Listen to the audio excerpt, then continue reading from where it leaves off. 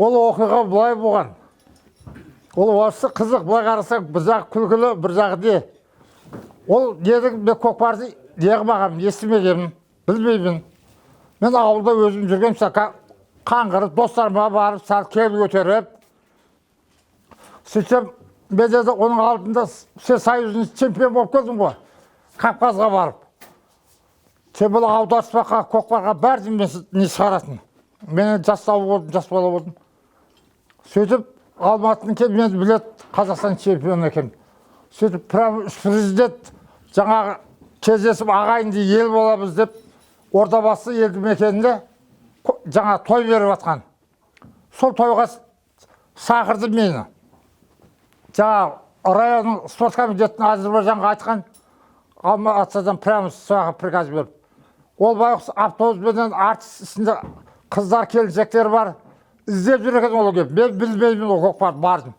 Сөйтіп осы ауылға жетуде бір досыма келе жатқан. Сөйтіп жаңаға автобуспен іздеп кетті. Сені іздеп жүргенімізге бір сағат, 2 сағат болды. Қаяқта жүрсің, адам болады, ұрса деді алар. Дұрыс қойды. Спорт комитетінен аяқтан приказ бастықтар беріп жатыр. Сонымен сабалды автобусқа. Сөйтіп сонымен бардық, барғанша көкпарға. Сол қайта кешке қарай жеттік. Ордабасы. Бардым да сөйді бір аттым міндім, мына Мықтан деген ағаты болады, мына Абай қалғозымен, сапқозымен соды. Көкпар тиді, бастым, ат еш шығамайды. Адам көпті, ат бір жарты сағаттай мен басып отырдым. Сонымен өзі көкпардан бітті бірінші күн көкпар. Сонымен болып кетті, кешке қарай демалатыма бәріміз жан жаққа кеттік, жаттық. Ертеді аздан адамдар жинап жатыр өзі, көкпар басталады, ойбайсыз. Сонымен бардық, бәріміз отырмыз. Сөйтіп бұда жадыс досымда жаңағы Маулан деген кісі бар еді. Сол байғыз бұрыл айғыры болатын, мықты айғыры. Сол айғырды маған айтатын, постоянно. Қаныбек, айналайын палбадым, бұл сенің атың, саған лайықты ат деп. Мұна Бауыржан Момышұлдың тұлпасы көкпар берді. Соны көкпардан шақырған, маған кел, мен атты апарам деп. Мен ол көкпарда тауда жылқыбағатын келінбай қалдым. Сөйтіп сол көкпарға барамадым, атты Серқан марқұм мінген мен тамырым бар едім, Антон Күнжікті. Осы Қазақстанның тренері еді, көкпардың. Сол мінген, сөйтіп сол бір машинаға саған, бір Ниваға. Нива ба, жүгілі ба, неге сат бір машинаға. Сөйтіп қазай әберліп қатқан ауыр. 3 бидің көкпарында жаңа атты маған балдар айтты, Жарқынбай, Күміш деген ағаларымыз. Бұрылат Қанбекке пары келеді, бер деп. Оған баласы ыңғай бермеді. Марқұм әкесі де түс көрген екен. Енді өле шағында жұртқа айтып кетіпті. Балан ақсақал. Түсінде Алла тағалам аян берген ба, Бұрылат пен Қанбек саған, мен Қанбек тентегіме бердім, мен тентектеп еркелесетін ол ақсақал. Сөйтіп балдарды айтқан екен. Балдар маған бергісі келмеді. Енді әндерді жаныс тұр бәріміз сұмыз өйді. Жаңа аттары мынаған пар кетіп адам бөліп атырды. Сөйтсек жаңа Бұрылатты атын егілі Маулан балдарын бергісі келмеді маған. Әпсі Маулан ақсақал айтқан екен, мен түс көрдім, түсінде Қанбекім саған бер соғы деп. Оған балдарын ыңғай бермеді, оны кейін мен де сұрағым келмеді. Берсең бере бер, жанысқа дедім де қойдым. Сөйтіп отырған бір қарбақтың аттарын міндім. Тартсам, мен тартсам, атым теңселіп кетеді. Белгісі бос болады, жарамайды. Жаным кеп, ат пар келмей жатыр да маған. Ашуланып тұрғам. Сөйтіп қарап тұрсам, жанысқа көкпар тиді. Бір 100-150 метр жер бар еді, қырға. Әдемақ басты, атым мықты. Жаныс айрылықта қалды. Содан ашуланып келдім де жанысқа ұрыстым. Жаныс шаппай мына жерге сүйреуға апаратын жері ғой. Не болды саған демем. Білмем, Қанбектен азанда машинаны отағызып отырғанда газға уланған ба, әлсіз болып қалдым деді. Мен де сөйтіп атты егесіне беріп атып, жаңа Мауланның немересінен акалатты да апқойдым мен. Жануар бір-ек қамшы бердім де ортаға бардық.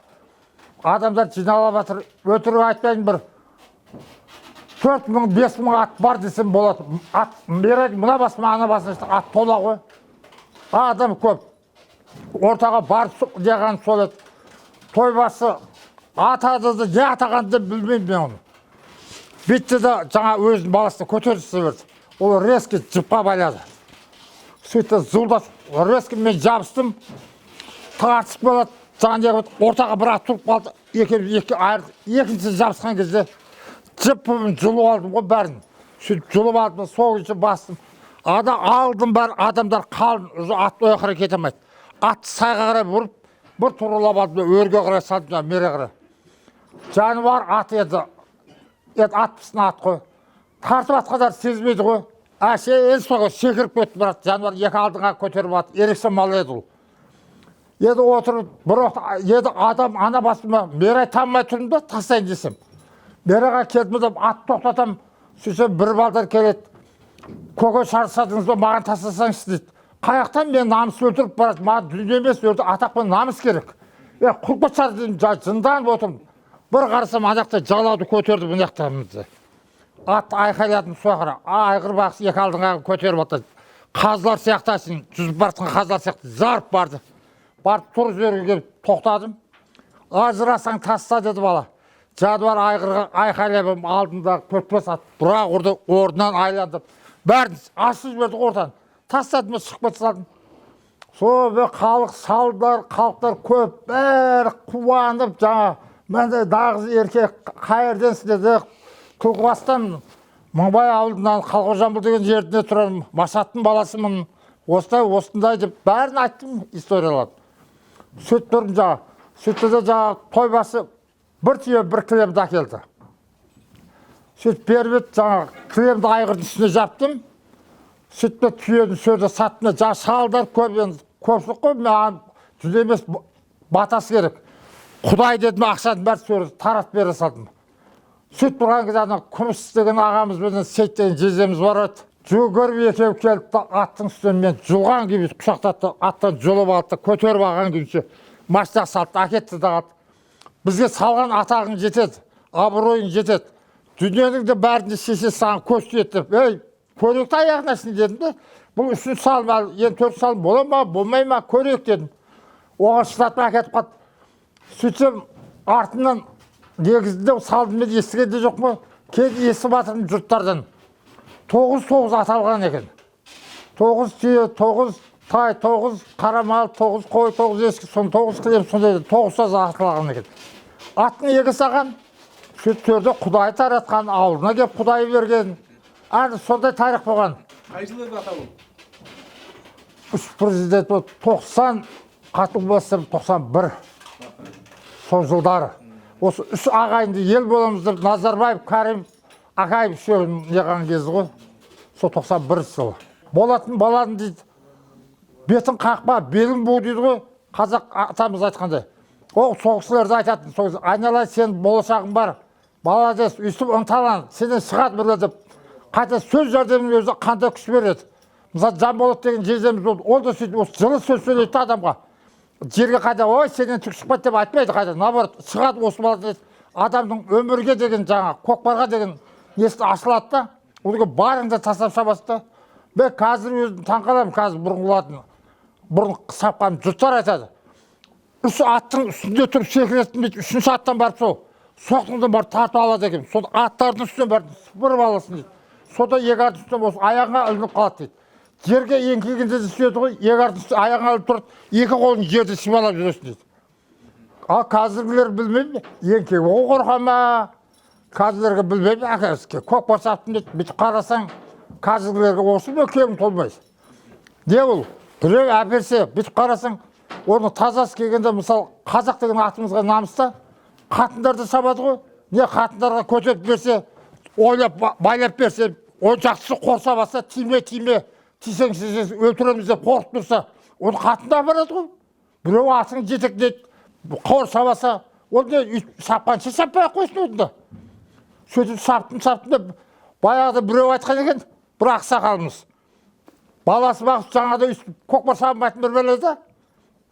Бір күн құмар айқайлап сөйтіп жүреді, бір көкпарға барды. Сөйтті де бір қой сабап кепті. Адияқтан келатқанда үйді айқайлап келатыр дейді. Ой, қатын, мына қойды қораға кіргіз деп айқайлап кеп түсті дейді. Сөйтіп, аяғым шеріс деп сіледі отыр дейді. Сөйтіп, әкесі қарапты да күліпті. Айқайды бұнау тегі айқайы жаман ғой деп. Ойпырмай не болды? Сойса десе, мен салдым, қой салдым деп. сөйтсе әкесі сал қисықтау кісі екен. Ай құдай біледі, бүгін көкпарда палуандар болмаған ғой, нұқыл майда балдар болған ғой, ешкім жоқ болған деген соның ішінде бірі. Сөйтіп неғып бағасың ғой, сен әпсе қалай көкпар сап қалғанын мен түсінбей тұрмын деп. Соғысатын қазіргі не ол? Өйтпей сапқа саппай қою керек қой. Үйдегі мақтадым, мен палуанмын деп жыртылып айтасыз. Мен палуан деп намыс үшін сап, дүниесін сапмын жоқ. Әпсе мен сол Мауланың аған 9 соғыс салынды, мен білмеймін да, сол дүниені іздеген жоқ мысалы. Қанша жылдан кейін жұрттардан естіп, сол Мауланың жиенден сұрадым. Рас па дедім, рас деді. Ауылға бұны қанша адамдар айтты. Маулан содан келгеннен кейін сол Маулан да қайтыс болған. Артынша айғырда өлген. Қазір сол айғырға мүсін жасап, істеп қойған, Фрунзе колхозына кіре берсе, Забрахым қасы істеп қойған жаңа бұрыл айғырын. Сол кезде айтады, сол тойдан кеткеннен кейін дейді, көкпардан келгенде жаңа сонша салдым да, көшенің екі басын бітеп, ауылда құдай берген екен жаңағы Маулан ақсақал. Мен айғырдың 3 президенттің алдында сағынды айғыр деп. Тарихта қалған айғырды. Сөйтіп жаңағы айғырды кейін Маулан бақсы қайтыс болды. Қайтыс болғанда сол айғырды сілделеткен, айғырды алып шыққан екен. Сода аттың қасиеті де әкенің малы балаға мал болмайды деген содан қалғанда. Сода айғыр дейді, Мазратқа қарап кісінеді дейді. 2-3 рет кісінетті дейді. Айғыр тіке тұрғанда секіп, артқа қарай өзі тастағанда сүйгесіменен болды. Пышаққа дейді ғой. Сонымен егесе бұла тегін емес. Сөйткенде бауыздағанда елге Құдайға таратып берген. Әне дұрыс қалған. Сол сияқты жақсы аттар сөйледі. Баяғыда Мыңбай атамызды сөйтіп күрең айғыр деген бүкіл әлемге аты шыққан айғыр. Ол айғырда сөйтіп көкпардан келіп, жолда пышаққа ілінген, оны да сөйтіп елге таратып берген. Сол сияқты небір қазақтың аттар да бар, жігіттер де бар, жастар да бар, соларды тәрбиелеу керек. Мысалы өзім барам қазір, балдарға бұлай емес, бұлай тартыңдар, қорықпаңдар, ынталаңдар деп. Сөз жәрдем болса да айқайлап тұрам, әпсе, өзі аяқ қолын бәрі сынған көкпардан. Өзі мен сол үйрету үшін барамыз, ақыл айтып, қорықпаңдар, жігіттер бүйтіңдер, тартатын кезде көкпарды төмен қарай ұрдыңдар. Сендер адау қайырған қолы сояудан ұстап тартыңдар. Әдіс бар, әр нәрсенің опыты бар. Мысалы Кавказда сапқанда Американың қазақтары келгені. Сол Американың негрлері де жүр. Сол да бізді видеокамераға түсірді. 91 жылы Кавказға бардық. 91 жылы. Тұрыс айтқан туылғанда бардым. 91 жылы. Кавказда все сайын жарты. Сода жаңағы сояқтан Американың адамдары бізге қатты мықты баға берді. Қалай баға берді? Айтты сонда. Міне деді, ең қазақтың спорттың қиыны деді, көкпар екен деді.